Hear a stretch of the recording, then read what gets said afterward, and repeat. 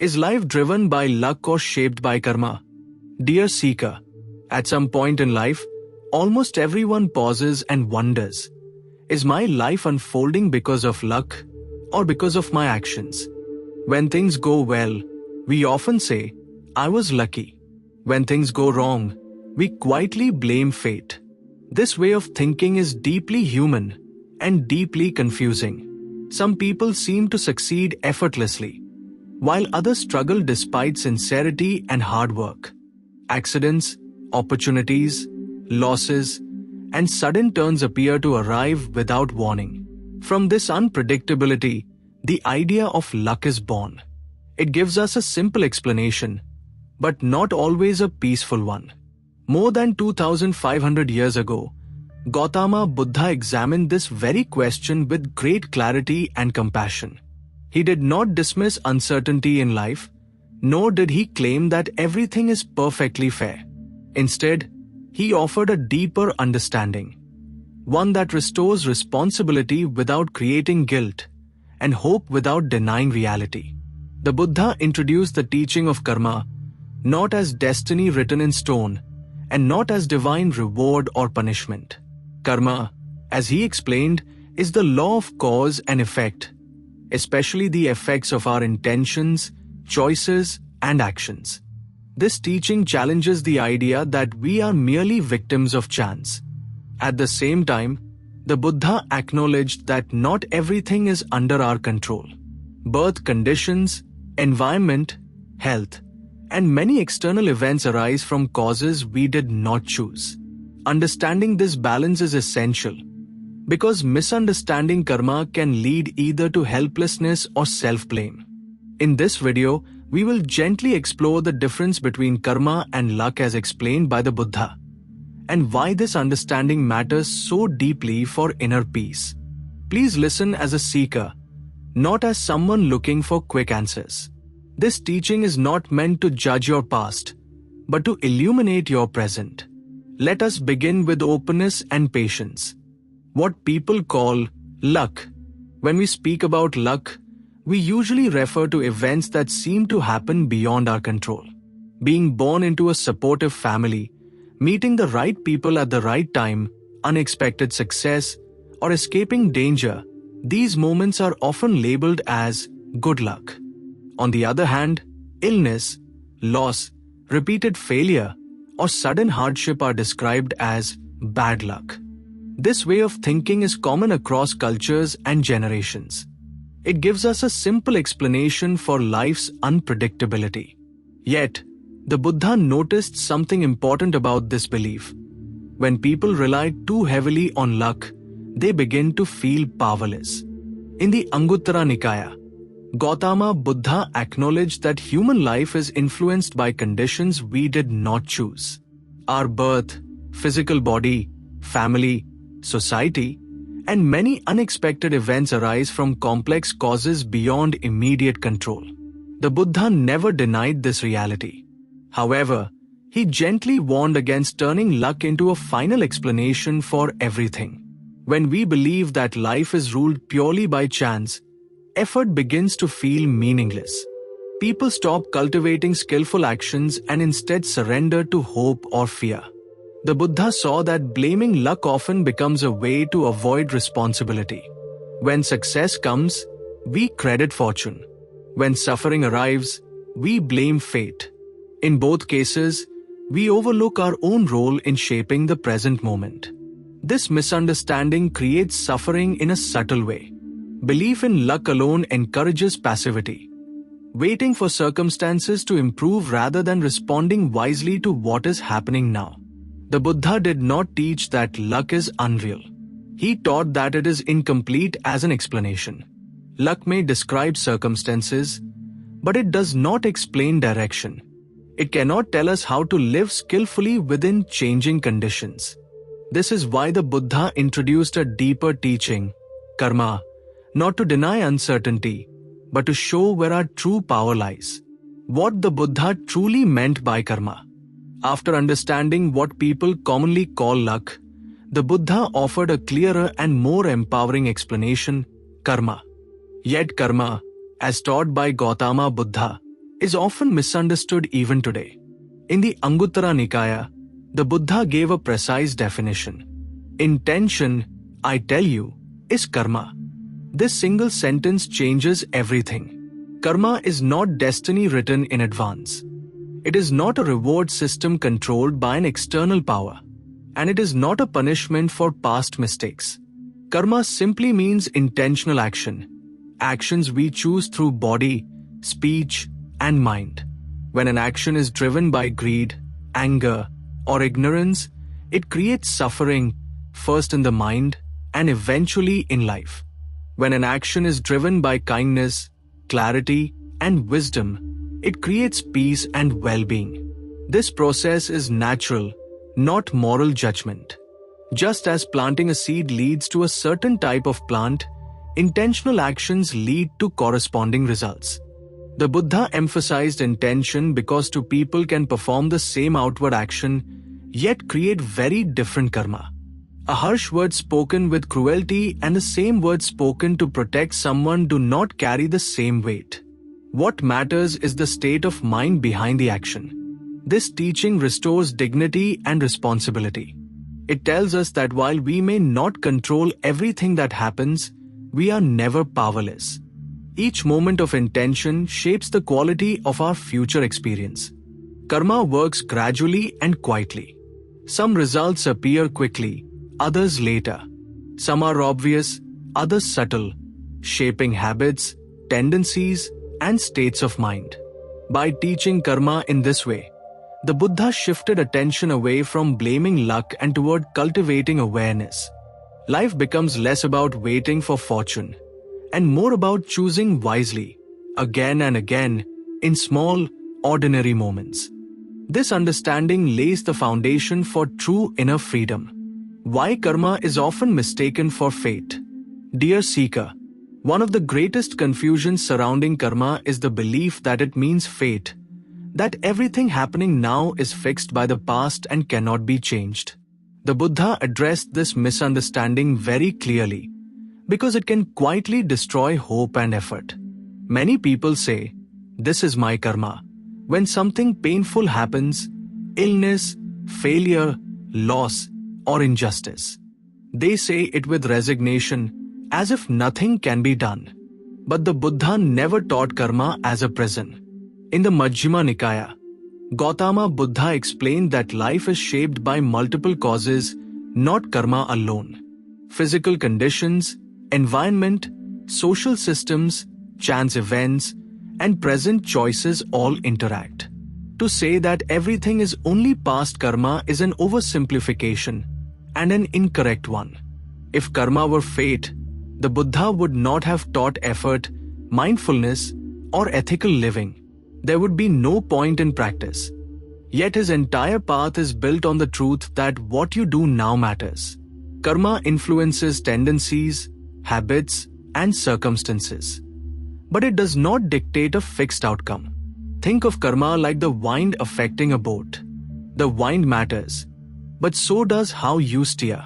The Buddha warned that confusing karma with fate leads to passivity and blame. People stop taking responsibility for their actions and instead accept suffering as unavoidable. This belief increases suffering rather than ending it. The Buddha's teaching is far more compassionate. He taught that while the past has influence, the present holds power. Each mindful choice weakens unwholesome patterns and strengthens wholesome ones.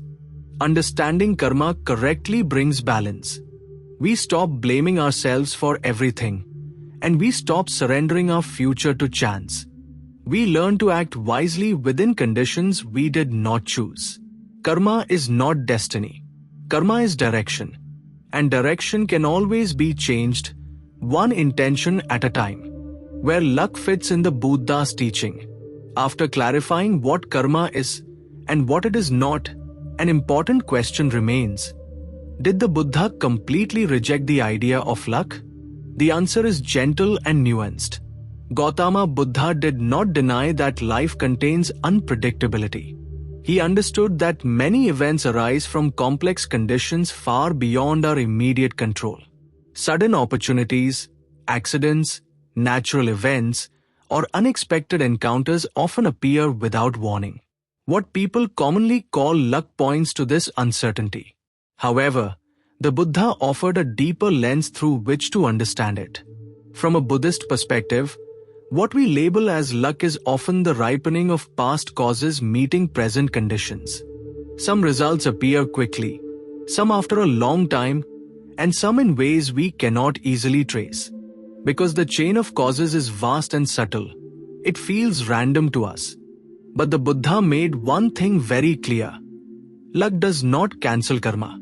Luck may shape the starting point of a situation, but karma shapes the response. Two people may face the same event. One grows bitter, the other grows wise. The difference is not luck, it is intention and understanding. In the Dhammapada, the Buddha emphasized that even when circumstances are difficult, a mindful and ethical response can transform suffering. Likewise, even when circumstances are favorable, careless actions can lead to future pain. This is why the Buddha placed such importance on present moment awareness. You cannot always choose what happens to you, but you can always choose how you meet it. Seen this way, luck explains conditions, not character. Karma explains direction, not guarantees. Understanding this balance frees the mind from both arrogance and despair. We stop feeling superior when things go well, and we stop feeling cursed when things go badly. We learn to respond wisely, regardless of fortune. This is the Buddha's quiet reassurance. Even in an uncertain world, your choices still matter deeply. Why good people suffer and others seem lucky? One of the most painful questions the human heart asks is this: why do kind and sincere people suffer, while dishonest or careless people sometimes seem to succeed? This question has troubled humanity for centuries, and Gautama Buddha addressed it with great care and realism. He did not dismiss this confusion, nor did he offer easy comfort. Instead, he invited deeper understanding. The Buddha taught that karma does not operate on a human timetable. Results do not always appear immediately after actions. Some actions bear fruit quickly, others slowly, and some under very specific conditions. Because we see only a small portion of this process, conclusions based on short-term outcomes are often misleading. In the Dhammapada, the Buddha explained that judging karma too early is like tasting a seed and deciding what the tree will be. A person may appear to succeed while creating causes for future suffering. Another may be struggling while quietly building causes for peace.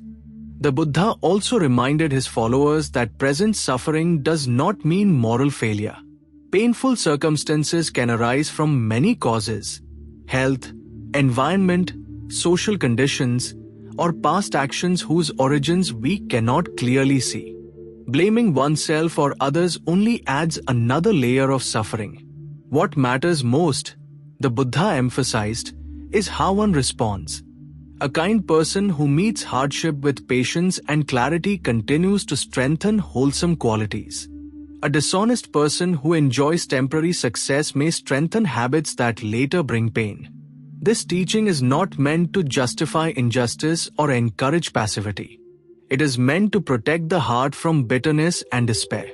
When we understand that karma unfolds over time, we stop comparing lives and start cultivating wisdom in our own.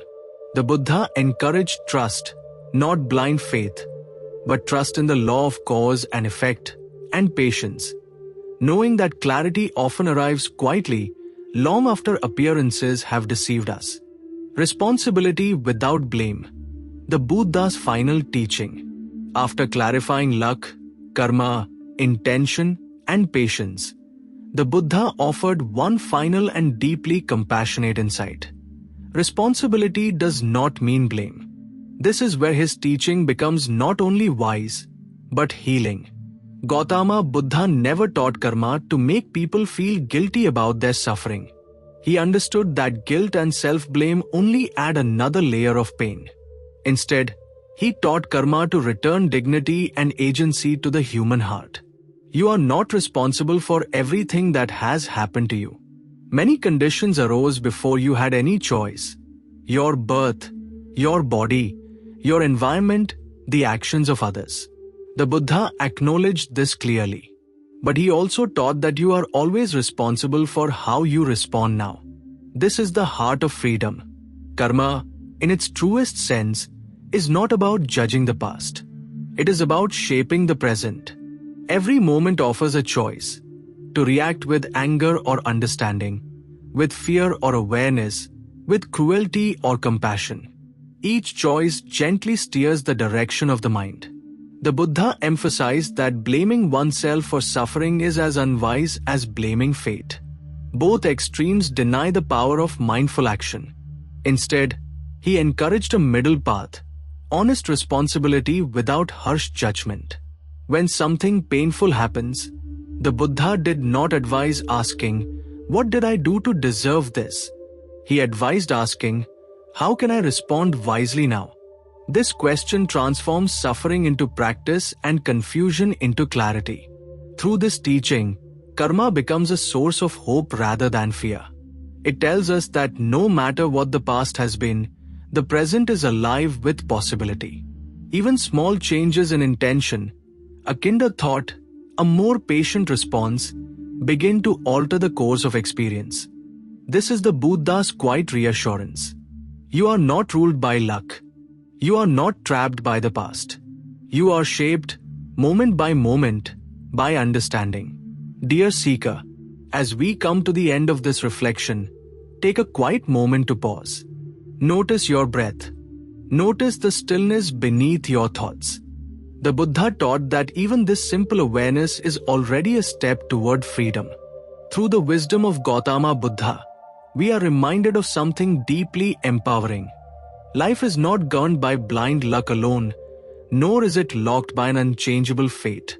It unfolds through causes and conditions. And within those conditions, our intentions matter. Luck may decide where we begin, but it does not decide where we go. Karma, as the Buddha explained, is not a reward system or a punishment. It is the quiet law of cause and effect working through our thoughts, words, and actions. Each moment carries the possibility of change. This understanding frees the heart from two heavy burdens. The first is helplessness, the belief that nothing we do matters. The second is blame, the belief that everything bad is our fault. The Buddha's teaching avoids both extremes. It invites responsibility without harshness, effort without fear. When something pleasant happens, we can enjoy it without arrogance. When something painful happens, we can meet it without despair. This balance is wisdom. The Buddha never promised a life without difficulty. He promised something more realistic and more compassionate, a way to live without being destroyed by difficulty. When we understand karma correctly, we stop fighting life and start working with it. As you move forward, remember this gentle truth. You cannot control every event, but you can cultivate clarity in every response. You cannot erase the past, but you can shape the present. May this understanding bring you patience instead of anxiety. May it bring responsibility without guilt. May it bring peace, even in uncertainty. Thank you for walking this path of inquiry and reflection. The teaching does not end here. It continues in every mindful choice you make from this moment onward.